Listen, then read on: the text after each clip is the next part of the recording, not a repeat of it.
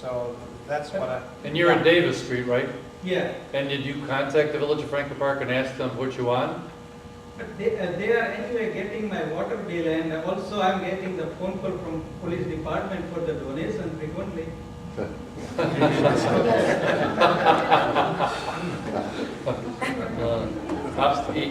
Make sure you contact us afterward. And after May 1st, and we'll make sure that you're put on the right call list. And I'll talk to Mayor Montana and Sheldon Park and make sure that you're removed from this list. With regard to the paving of 25th, I'm pleased to say that Skip Saviano has endorsed me. Skip and I have worked together for quite a long time on a number of different issues. I'm confident that once there's a new administration in Franklin Park, that we will have the ear of both our state representative and the Speaker of the House, Michael Madigan. I'm gonna, oh, Just I'm sorry, I don't. No, go ahead. Okay. You're first. First I want to say is, but about being called from the village for 911, you don't have to register. Because in September, with the big flood and everything, we got a couple of calls from the police department saying you must evacuate, because we lived at the 2500 Ernst. And we thought we had a sandbag and everything. They brought sandbags for us.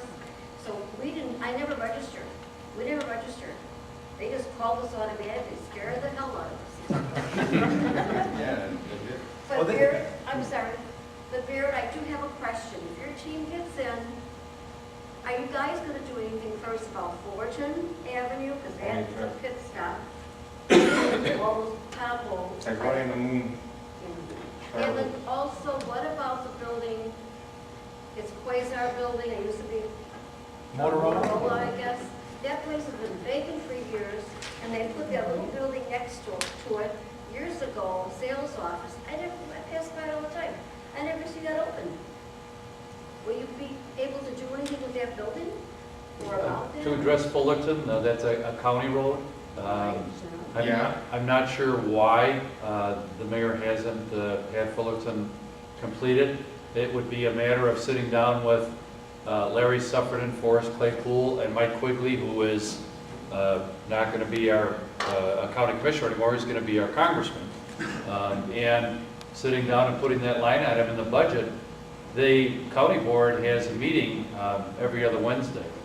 And if I was the mayor of Franklin Park and I wasn't getting Fullerton done, I don't know if many of you drive down Fullerton, but the people along Fullerton are irate because their houses are being shaken apart by the trucks and cars that run over it.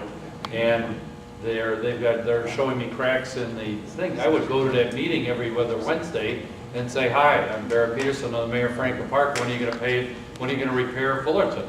Until it got on there, and when people come up to the county board meeting and they address the county commissioners at the end of the meeting, the press is there, and the press will interview you. And I'm going to go there every other Wednesday and say, "Why won't you pave our streets? You've raised our sales tax to an exorbitant level. Why won't you pave our streets?" Yes, sir. Would you consider a special? Oh, and then there was one other question about the Quasar building. I apologize, Yeah. Mr. Godlewski. There's a rumor out there that it's going to be Section 8 housing. That's completely rumor as far as I know. If the mayor allows that to be Section 8 housing, his flag is definitely going to be taken out and half-mast. That would be ludicrous for a building that large, in a building that old, to be made Section 8 housing. It's It would be not a tragedy. That's just a It's a- definite rumor. Oh, okay, That is okay. Nothing. Because I've heard one of the candidates has suggested that I teamed up with the mayor to make that building Section 8, and I'm thinking, why in the world would I do that? But, you know, you hear different things on the blogs. One of the interesting things is that it was designed for a complete overhaul by a gentleman who was, by a business who bought it for a very small amount. $1 million for that piece of property is a real bargain, at least it was back when he bought it. Yeah.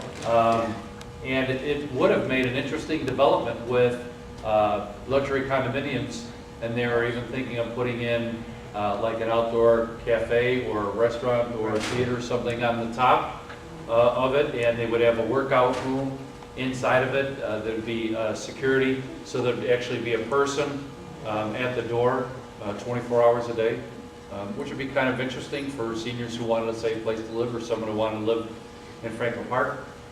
I'd like to see office buildings brought back to Franklin Park. I'm not sure that that building would want to be used by office people unless it was completely overhauled. But I'd like to see some office buildings on Manheim. We've got Velasquez Mufflers, Rogers Towing, and 2 discount auto parts stores.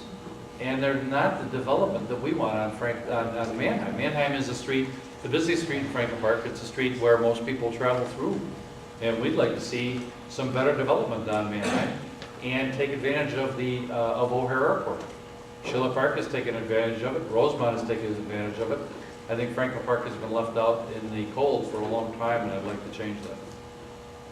Thank you. It's been. And it was Bob Godlewski. Yeah, I was going to ask, would you consider the village hiring like an engineer, considering our flooding problems that we have all the time? I understand we employ Clark Dietz as the village engineers, but they're so busy trying to straighten out the mess the building department's created. Would you consider putting on one person strictly to deal with flood control? We've spent tens of millions of dollars on flood control with sewers, and guess what? They made the floodplain maps bigger instead of smaller. Would you consider doing something like that to work with the residents, see what needs to be done in certain areas? When Bob says that they made the floodplains bigger, Franklin Park put in about $40 million worth of storm sewer relief. We built very large sewers that went down Addison, Schiller, Chestnut, and it hooked into the deep tunnel even before the deep tunnel was there. We built a retention basin behind Kmart. The Metropolitan Water Reclamation District built another one on Irving Park Road that holds a lot of water. And we thought in 2000 that the FEMA, using the Army Corps of Engineers, FEMA being the Federal Emergency Management Agency, would reduce the size of the floodplain in Franklin Park. Now, why is it important to reduce the size of the special flood hazard area in Franklin Park? Because if you live in a special flood hazard area and you want to sell your property, or you have a mortgage, or you want to buy a property there, you have to pay flood insurance, and you're paying up to $1,900 per year. Well, we could have reduced the size of our special flood hazard area, our floodplain, as it's generically called, but we have 4 violations that keep us from appealing to the Community Rating Service. Why we haven't done anything in the last 10 years is beyond me. I find out that we had an opportunity and we submitted a package without having the proper information in it, and the appeal was rejected. Now, Bob says, why don't we hire an engineer? We're going to hire somebody specifically for that project to make sure that if we're still allowed to appeal through the community rating system, that is the system that allows an appeal to the community, to the Federal Emergency Management Agency for reduction of that special flood hazard area. We're not going to remove all of Franklin Park because right along Silver Creek we still have some problems, but there are large areas of Franklin Park that were affected in 1987. And in 1987, we had a horrendous flood. In September of 2008, the flood that we had was 1.75 times greater, almost twice as bad as 87, and a very small number of properties were affected. But nevertheless, we had properties that were affected, and we need to do something about them, and we need to reduce that floodplain. And what we're going to do is hire somebody who is especially experienced in that, somebody who's done it, a company that's done it for hundreds of other municipalities and knows how to get those reductions and get those reductions effectively.